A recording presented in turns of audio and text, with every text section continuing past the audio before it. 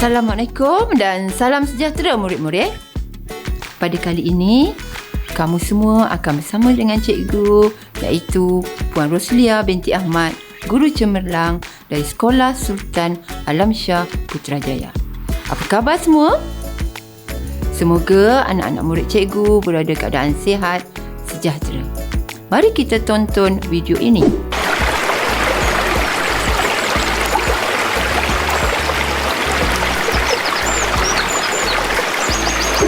Video tadi berkaitan tentang apa agaknya murid-murid? Ya, pandai. Video tadi ialah video aliran sungai. Apakah kaitan sungai dalam kehidupan kita? Tentu banyak kaitan sungai dalam kehidupan kita. Antaranya, ya, kita selalu pergi berkelah di sungai, bermandi-manda, merehatkan minda, bersantai bersama-sama keluarga. Kita mesti suka melihat sungai yang sentiasa bersih dan air yang jernih. Apakah kawasan yang cantik yang sering menjadi tumpuan semasa berkelah di tepi sungai? Apakah kawasan itu? Ya, kawasan itu ialah air terjun. Betul, air terjun antara kawasan yang cantik yang boleh kita temui di peringkat hulu sungai. Dan kita tentu suka ke kawasan air terjun sebab kawasannya sejuk, air yang jernih serta banyak pokok. Tapi kamu semua perasan atau tidak? Apabila kita hendak ke kawasan air terjun, kita kena mendaki ke kawasan yang agak tinggi. Kenapa agaknya? Sebab semakin tinggi air terjun itu berada, maka semakin kuat dan deraslah kawasan air terjun itu. Jadi agaknya kita nak belajar tajuk apa hari ini murid-murid? Okey, teruskan bersama-sama cikgu untuk belajar geografi tingkatan 1, tajuk saliran pandang darat fizikal peringkat aliran sungai. Di akhir pengajaran ini, cikgu berharap murid-murid dapat mencapai beberapa objektif pembelajaran. Iaitu, pertama, murid-murid menyatakan 3 peringkat sungai. Objektif kedua, cikgu berharap murid-murid dapat mengenal pasti pelbagai bentuk muka bumi mengikut peringkat sungai. Selain itu, dalam pengajaran ini, cikgu berharap juga murid-murid dapat mengenal pasti ciri-ciri aliran sungai mengikut peringkat sungai dan proses pembentukan bentuk muka bumi di sepanjang aliran sungai.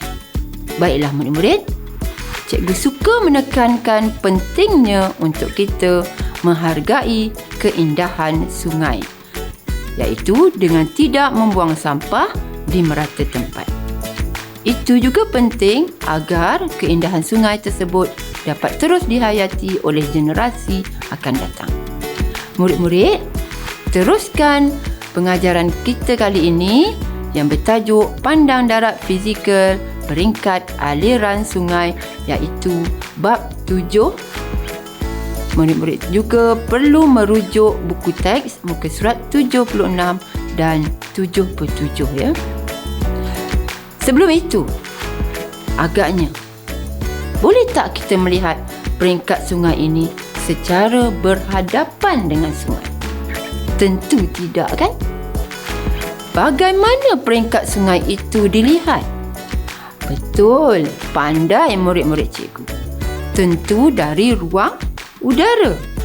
Oleh itu, cikgu hendak menerangkan bahawa peringkat aliran sungai ini kita dapat lihat dari ruang udara dan peringkat aliran sungai ini juga kita dapat lihat dalam dunia yang nyata khasnya bagi sungai yang panjang di sesuatu kawasan. Baiklah murid-murid, secara amnya sebatang sungai yang mengalir akan bermula dari peringkat mana? Ya, tentulah bermula di kawasan tinggi ke kawasan yang lebih rendah menuju ke arah laut. Oleh itu, sudah tentunya banyak bentuk muka bumi yang wujud di sepanjang aliran sungai itu. Seperti dalam slide yang cikgu tunjukkan ini. Beginilah gambaran aliran sungai yang terdapat di negara kita. Contohnya, kalau kita nak lihat Sungai Langat, iaitu berada di hulu Langat, dan aliran sungai itu berterusan ke peringkat hilirnya. Sama juga dengan kawasan sungai yang lain seperti Sungai Rajang, iaitu sungai yang terpanjang di Malaysia yang terdapat di negeri Sarawak. Baiklah, setelah kita memahami gambaran aliran sungai, jadi dalam ilmu geografi kita perlu memahami 3 peringkat aliran sungai. Sebelum itu, mari kita lihat dan fahami rajah dalam slide yang cikgu sediakan ini. Berdasarkan rajah, terdapat 3 peringkat sungai, iaitu hulu sungai, iaitu peringkat permulaan, tengah sungai, iaitu peringkat sederhana, dan hilir sungai, iaitu peringkat akhir. Bagi memudahkan murid-murid memahami tajuk ini, kita boleh samakan dengan kehidupan manusia. Okey, cikgu hendak buat satu analogi tentang sungai. Dalam kehidupan manusia, iaitu hulu sungai merujuk kepada peringkat sungai pada usia muda. Tengah sungai pula merujuk peringkat remaja atau golongan pertengahan usia. Hilir sungai pula merujuk peringkat sungai pada usia tua. Kenapa cikgu buat analogi begitu? Sebab pada peringkat muda, iaitu hulu sungai, istilah muda merujuk kepada golongan yang sentiasa bergerak pantas, cepat serta bertenaga. Oleh itu, peringkat ini disamakan dengan peringkat usia muda sungai di mana aliran sungai adalah deras dan laju. Peringkat tengah sungai kita andaikan sebagai peringkat golongan sederhana, iaitu golongan remaja. Iaitu masih ada lagi proses-proses tertentu namun tidak sekuat di peringkat hulu tadi. Peringkat hilir sungai iaitu peringkat tua, aliran sungai yang akhir di mana aliran sungai menjadi lemah kerana banyak pemendapan dan banyak hakisan dihanyutkan dari peringkat hulu, tengah dan diangkut ke kawasan ini.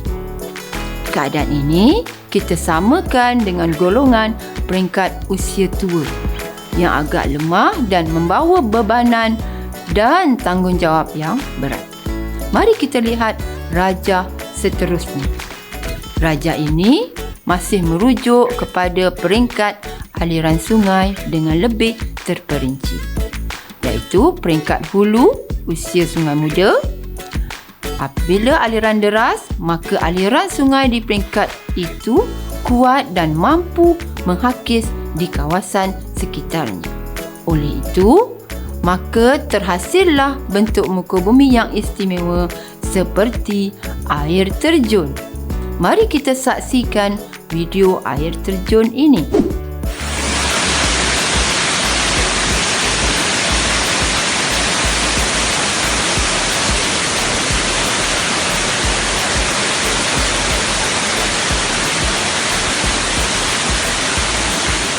Video tadi menunjukkan satu contoh air terjun yang terdapat di Sungai Gabai, Selangor. Begitulah tahap kelajuan dan kederasan air terjun di sesuatu kawasan. Pembentukan bentuk muka bumi selain air terjun juga mempunyai perkaitan di antara satu sama lain. Bentuk muka bumi ini terhasil apabila aliran deras berlaku dan bertumpu di sesuatu kawasan, maka lubang yang dalam akan terbentuk dan menjadi semakin sempit. Ini dinamakan lubang periuk atau lurah bentuk V. Baiklah murid-murid, cikgu hendak menerangkan pula tentang bentuk muka bumi lain yang ada di peringkat hulu sungai, iaitu jeram. Cuba kita lihat slide ini. Jeram ialah kawasan yang agak landai namun masih terdapat air yang melompat bagi melalui batuan keras. Keadaan di jeram lebih selamat sedikit berbanding kawasan air terjun.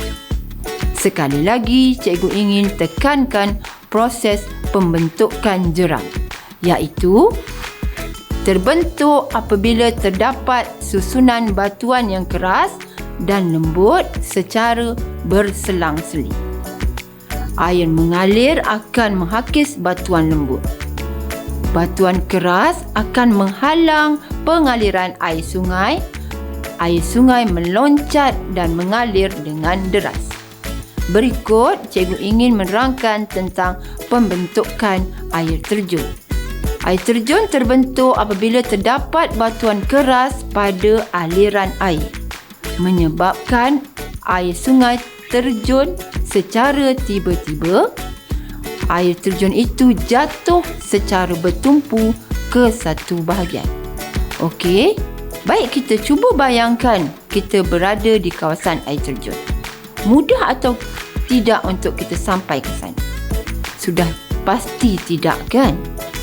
Kita mungkin akan tergelincir dan termasuk ke dalam kawasan yang agak dalam. Itulah lubang periuk ataupun dipanggil sebagai lubuk periuk kerana tindakan hakisan secara bertumpu akan membentuk lubang periuk yang bahaya dan dalam.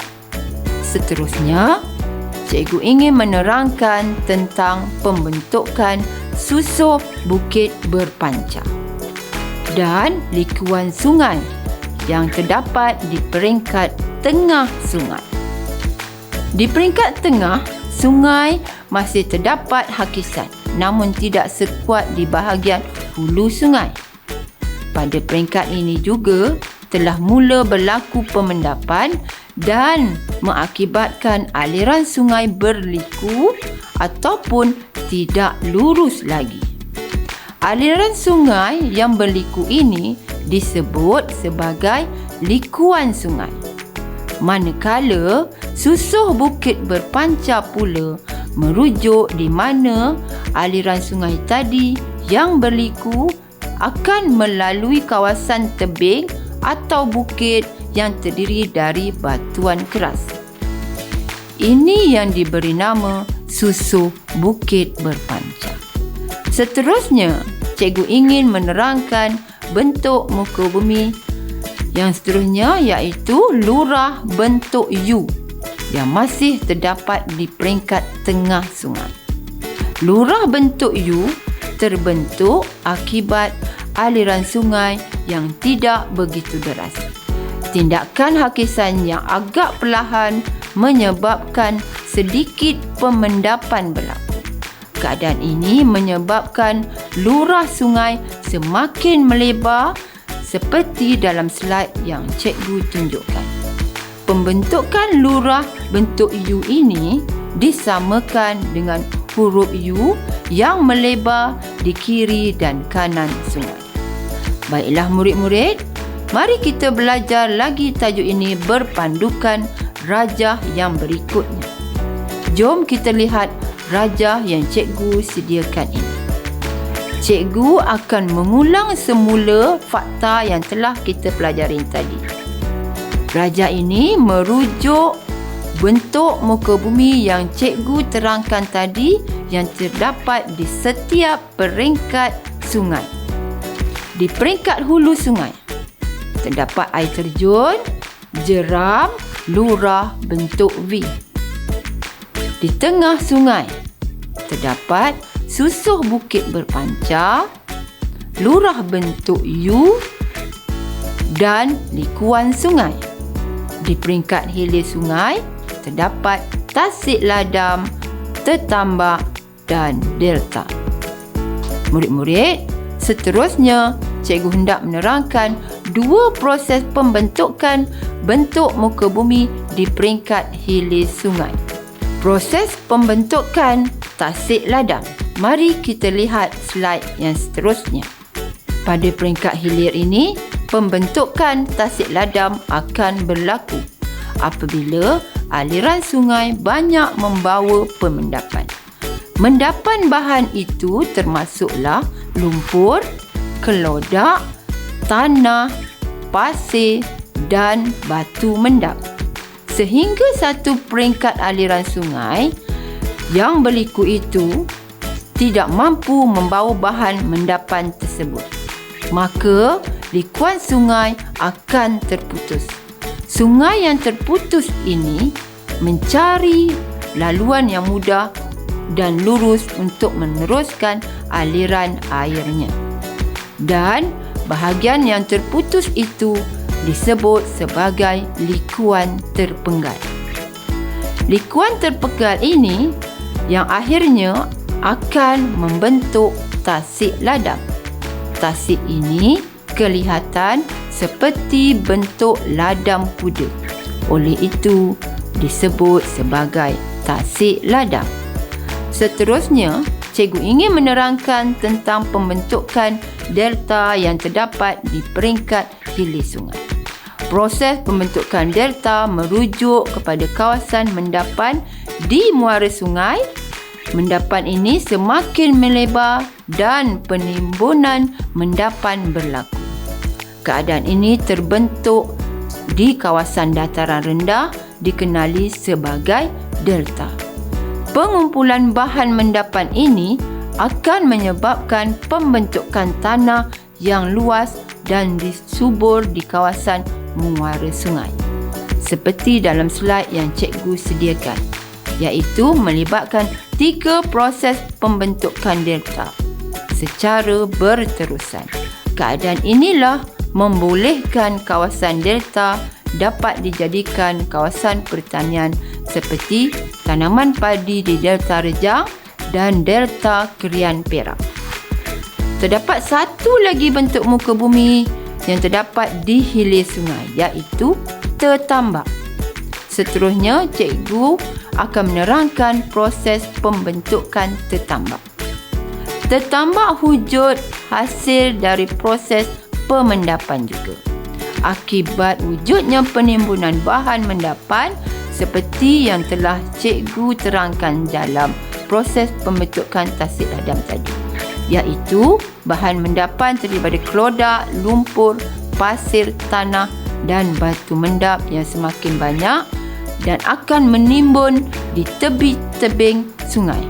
Keadaan ini dikenali sebagai tertambak. Jadi, di sepanjang peringkat aliran sungai mempunyai ciri fizikal yang berbeza akibat pengaruh aliran dan ciri sungai tersebut. Baiklah murid-murid, aktiviti seterusnya ialah permainan pengukuhan tentang tajuk kita. Cikgu ada sediakan satu permainan, iaitu permainan mencari perkataan tersembunyi. Pada slide huruf ini, terdapat 5 perkataan yang tersembunyi berkaitan pandang darat fizikal peringkat aliran sungai. Cikgu akan paparkan fakta ringkas sebagai pembayang untuk murid mencari perkataan tersebut. Sudahkah anda bersedia murid-murid? Jom kita bermain. Perkataan pertama. Pembayangnya. Wujud di hilir sungai. Kesan pemendapan yang giat. Bermula dengan likuan sungai. Berkaitan dengan pembentukan likuan terpenggal. Apakah jawapannya? Ya, tasik ladam. Tahniah. Betul jawapannya tasik ladam. Cuba murid-murid cari perkataan tasik ladam itu. Okey, dah jumpa kan perkataan tasik ladam? Perkataan kedua. Pembayangnya. Terdapat di hulu sungai. Agak bahaya kawasan ini. Hakisan yang giat. Aliran deras. Ya, jawapannya jeram. Bagus. Jawapan yang tepat sekali. Cuba murid-murid cari perkataan jeram tersebut. Sudahkah anda temui perkataan jeram itu? Bagus. Hebat murid-murid cikgu. Perkataan yang ketiga. Pembayangnya terdapat di hilir sungai. Kawasan yang subur merupakan kawasan mendapan di muara sungai. Apakah bentuk muka bumi tersebut? Ya, jawapannya delta. Tahniah, anda hebat. Jawapannya delta. Cuba murid-murid cari perkataan delta itu. Perkataan keempat iaitu terdapat di tengah sungai. Proses hakisan yang sederhana dan berliku-liku. Aliran sungai yang sederhana. Bentuk muka bumi apakah agaknya? Ya, jawapannya likuan sungai. Tahniah sekali lagi. Cuba murid-murid cari perkataan likuan sungai itu. Okey, kita tinggal satu perkataan saja murid-murid. Teruskan bersama-sama cikgu ya. Perkataan yang kelima. Terdapat di hilir sungai, aliran sungai yang perlahan, pemendapan berlaku. Apakah bentuk muka bumi ini? Ya, jawapannya tertambak. Tahniah murid-murid. Cuba cari perkataan tertambak itu. Okey, kamu sudah dapat menjawab dengan tepat bagi setiap pernyataan yang telah cikgu berikan tadi. Semoga permainan ini dapat membantu pelajar untuk mengingati fakta yang penting bagi tajuk yang kita pelajari ini.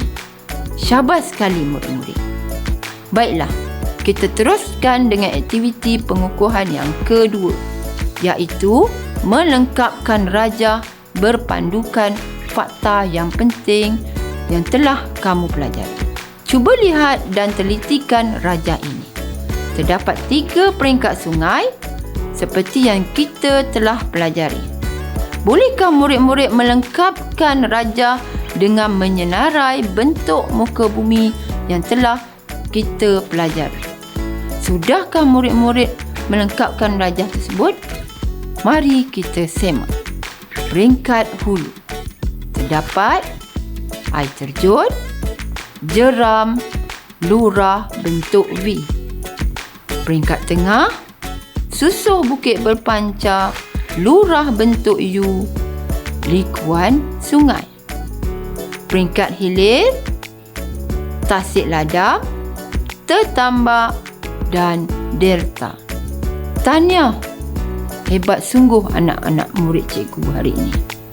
Aktiviti pengukuhan kedua juga, kamu dapat menjawabnya dengan tepat dan mudah.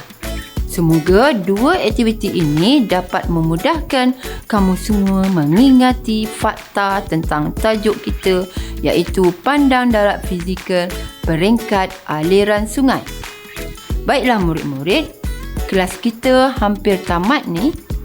Cikgu berharap murid-murid dapat mempelajari dan memahami apa yang telah cikgu ajar pada kali ini.